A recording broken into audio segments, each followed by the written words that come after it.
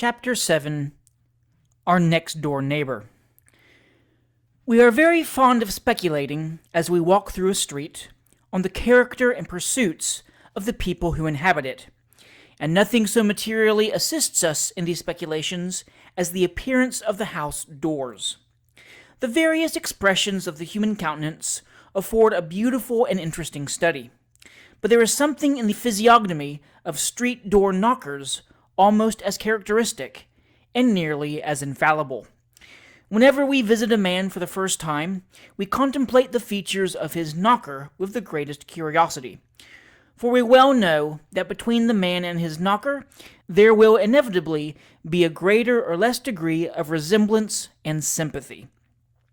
For instance, there is one description of knocker that used to be common enough, but which is fast passing away. A large round one with the jolly face of a convivial lion smiling blandly at you as you twist the sides of your hair into a curl or pull up your shirt collar while you are waiting for the door to be opened. We never saw that knocker on the door of a churlish man. So far as our experience is concerned, it invariably bespoke hospitality and another bottle.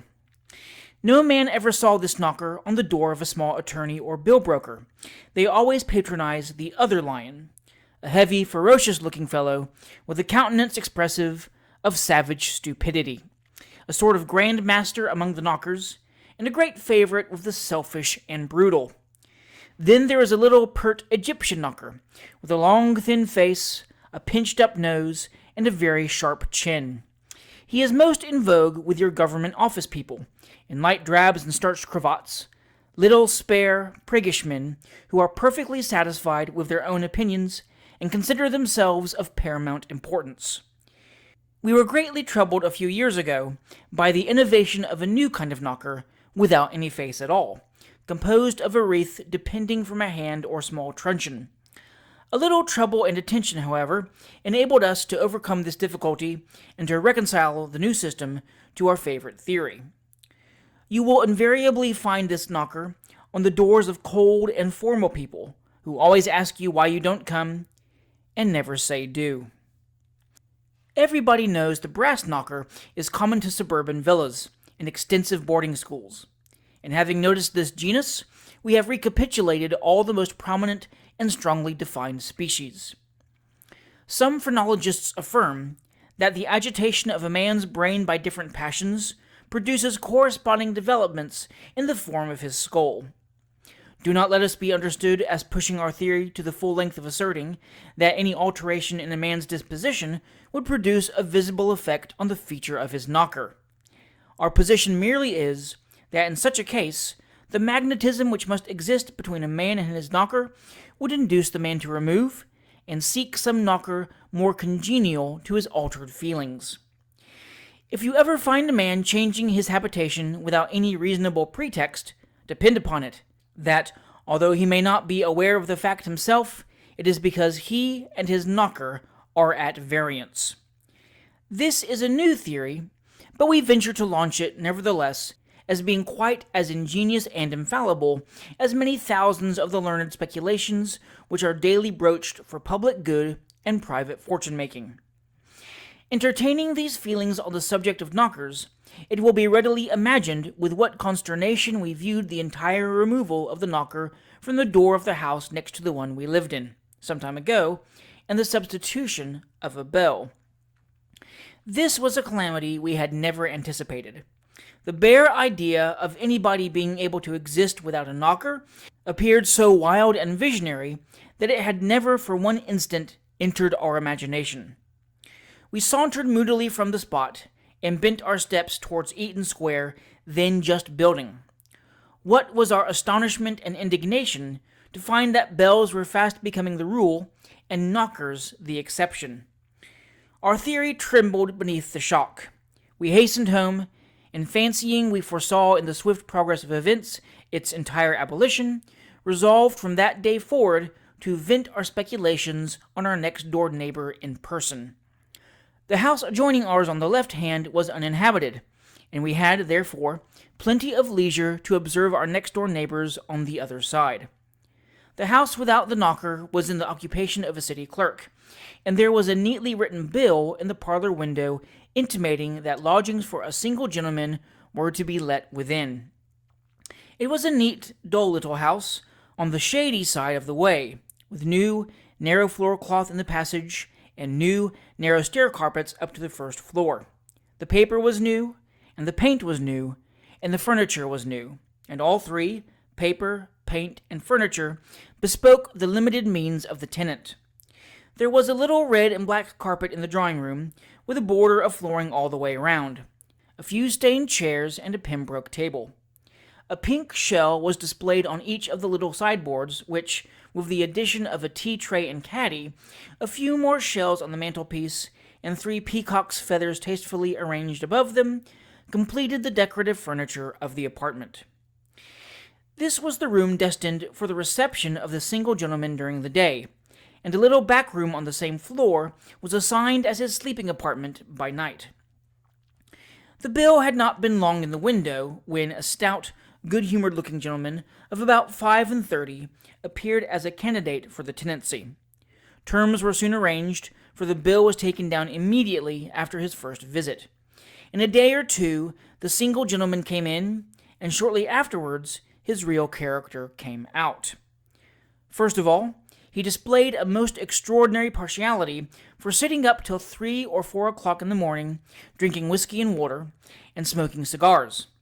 Then he invited friends home, who used to come at 10 o'clock, and began to get happy about the small hours, when they evinced their perfect contentment by singing songs with 6 verses of 2 lines each, and a chorus of 10, which chorus used to be shouted forth by the whole strength of the company in the most enthusiastic and vociferous manner, to the great annoyance of the neighbors and the special discomfort of another single gentleman overhead. Now, this was bad enough, occurring as it did 3 times a week on the average. But this was not all, for when the company did go away, instead of walking quietly down the street, as anybody else's company would have done, they amused themselves by making alarming and frightful noises, and counterfeiting the shrieks of females in distress. And one night, a red-faced gentleman in a white hat knocked in the most urgent manner at the door of the powdered-headed old gentleman at number 3, and when the powdered-headed old gentleman, who thought one of his married daughters must have been taken ill prematurely, had groped downstairs, and after a great deal of unbolting and key-turning, opened the street door, the red-faced man in the white hat said he'd hope he'd excuse his giving him so much trouble, but he'd feel obliged if he'd favor him with a glass of cold spring water and the loan of a shilling for a cab to take him home. On which the old gentleman slammed the door and went upstairs and threw the contents of his water jug out of window. Very straight.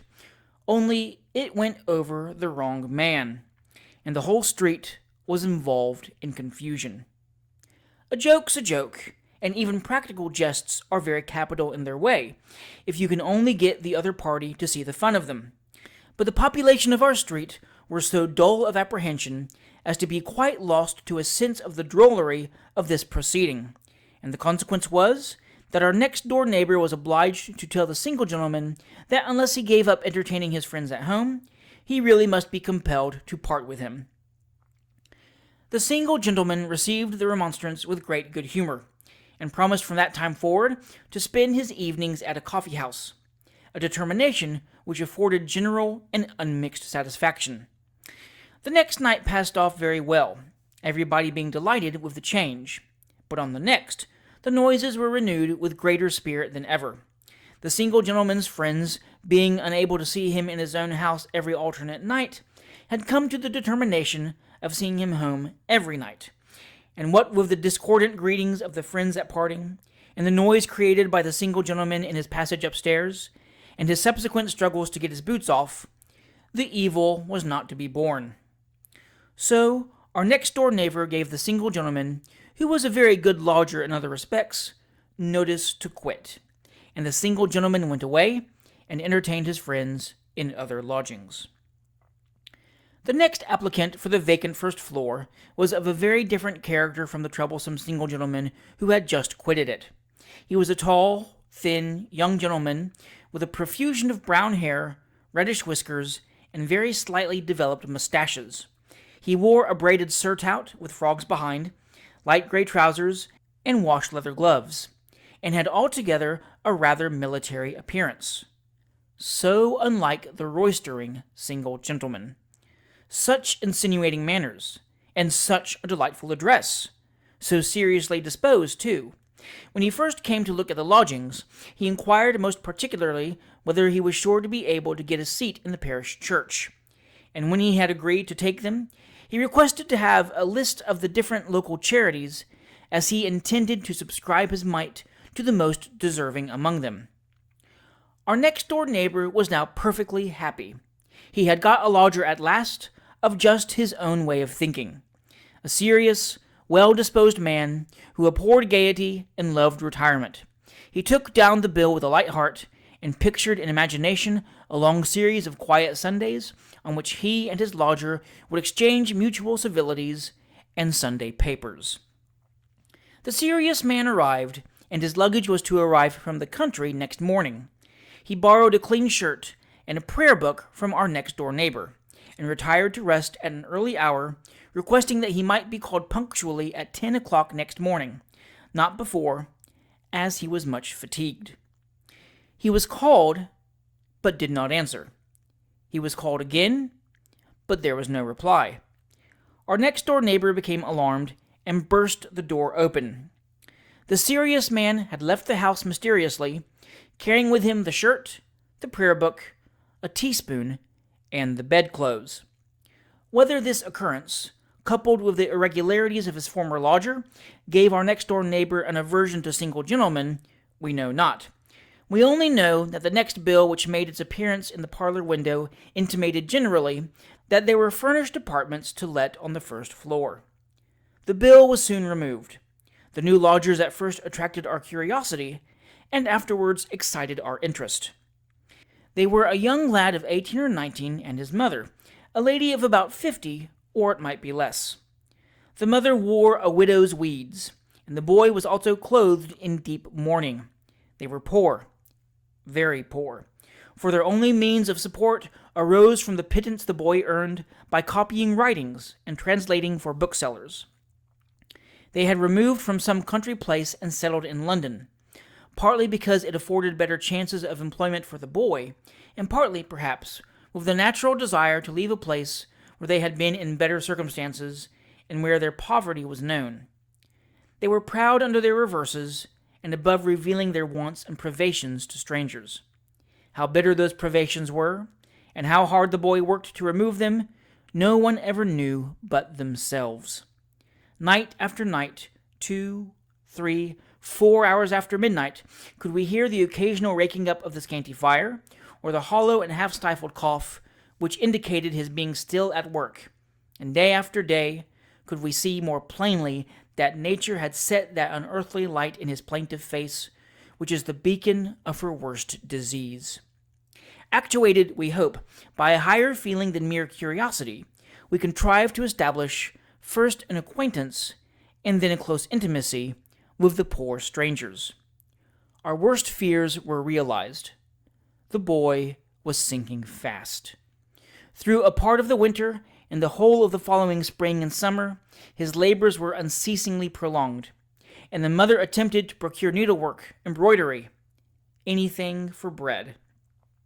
A few shillings now and then were all she could earn.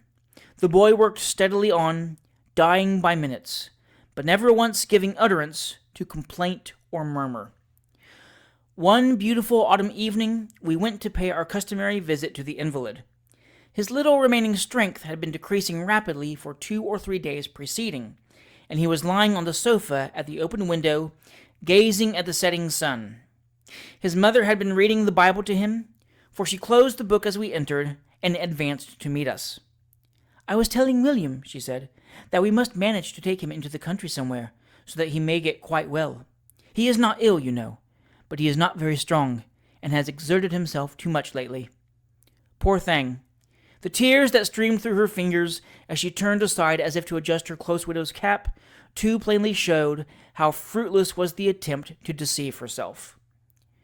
We sat down by the head of the sofa, but said nothing, for we saw the breath of life was passing gently but rapidly from the young form before us. At every respiration, his heart beat more slowly. The boy placed one hand in ours, grasped his mother's arm with the other, drew her hastily towards him, and fervently kissed her cheek. There was a pause. He sunk back upon his pillow and looked long and earnestly in his mother's face. "William, William," murmured the mother after a long interval, "don't look at me so. Speak to me, dear." The boy smiled languidly, but an instant afterwards his features resolved into the same cold, solemn gaze. "William, dear William, rouse yourself. Don't look at me so, love. Pray don't. Oh, my God! What shall I do?" cried the widow, clasping her hands in agony. "My dear boy! He is dying!" The boy raised himself by a violent effort, and folded his hands together. "Mother, dear, dear mother, bury me in the open fields, anywhere but in these dreadful streets. I should like to be where you can see my grave, but not in these close, crowded streets. They have killed me. Kiss me again, mother. Put your arm round my neck." He fell back, and a strange expression stole upon his features, not of pain or suffering, but an indescribable fixing of every line and muscle. The boy was dead.